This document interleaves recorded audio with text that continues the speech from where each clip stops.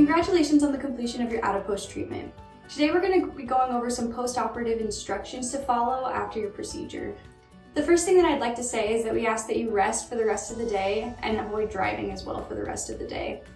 You should have been bandaged up with a waterproof bandage, piece of woven gauze, and steri strips.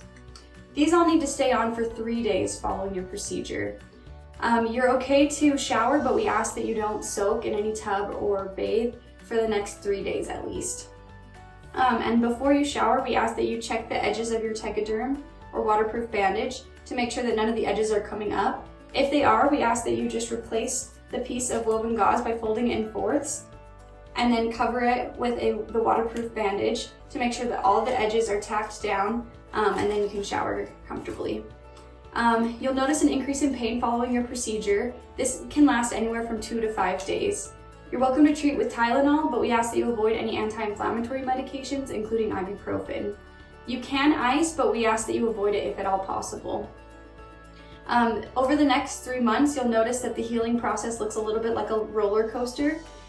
You'll have some good days, some bad days. We hope the overall trend is that the bad days get fewer and farther between. And at the 3-month mark, you can let us know how you are doing and whether or not those bad days have gotten fewer and farther between.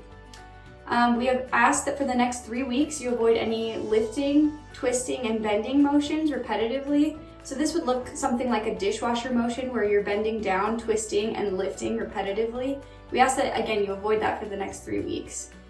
We also ask that you wear an SI joint belt for the next 2 weeks, and you should have been given one following your procedure. Other than that, Dr. Chappell may have given you specific instructions that you should follow as well. We'll call and check in on you the Friday following your procedure, and again at the 3-week mark following the procedure. Our main concern is that of infection, so watch for any signs of that, which include redness, heat, swelling, or fever. If you have any of those symptoms or you're worried about anything, please just reach out to us. There is an after hours number on the sheet of paper that you've been given, or if you call our office number, there's an option that can go and send you to the after hours number. You're also welcome to leave a voicemail and we'll get back to you during normal business hours. We hope that the healing process goes great for you, and please don't hesitate to reach out with any thoughts or questions. Okay, thank you.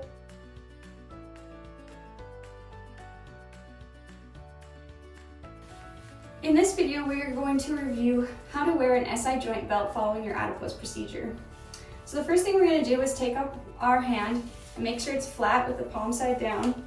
And we're going to go ahead and find our hip bone. So I can feel that mine starts right here. And if I put my palm down like this, now I know that I want my SI joint belt to run right in the middle of my hand there. So it's just finding that hip bone and then running it right across that. All I'm going to do is take the belt, make sure that it's not twisted in the back, and I'm going to place it around me and Velcro it down snugly in front. Now it needs to be snug, but it doesn't need to be super tight in the front, because what you're going to do is go ahead and take these 2 side straps and pull at the same time till it's snug.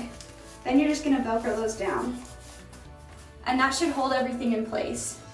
Now this won't work when you're sitting or when you're laying down. It's only useful when you're up and walking. And you should feel it pretty tight and snug on you. You can adjust how snug it is with these side straps again. Hopefully that helps.